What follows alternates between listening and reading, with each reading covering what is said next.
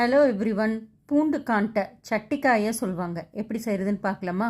பூண்டு 100 கிராம், தனியா 2 table spoon, புளி எலுமிச்சம்பழம் அளவு, மிளகு 2 டேபிள் ஸ்பூன், ஜீரகம் 1 டேபிள் ஸ்பூன், வரமிளகாய் 10 to 12, கருவேப்பிலை 1 கொத்து.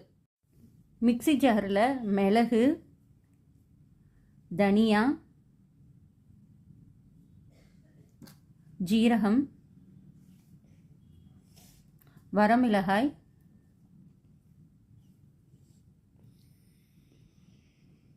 வெந்தயம் 1 டீஸ்பூன்,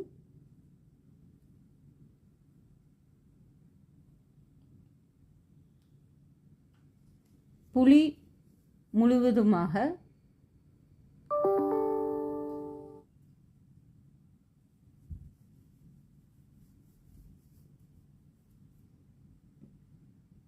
கருவேப்பிலை,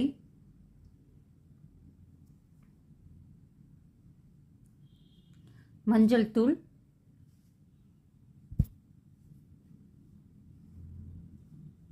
தேவையான அளவு உப்பு, பெருங்காயம்,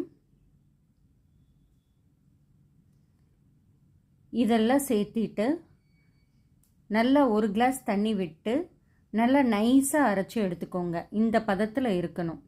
இப்போது நல்லெண்ணெய் விட்டு கடுகு வெந்தயம் பொரிக்க விட்டுட்டு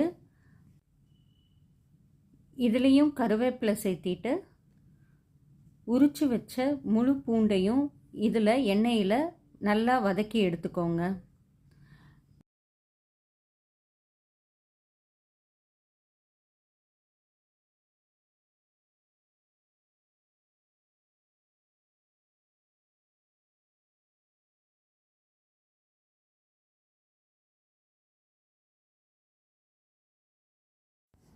நல்லா வதங்கினதுக்கப்புறம் பெருங்காயத்தூள் சேர்த்தி நல்லா வதக்கி விட்டுக்கோங்க.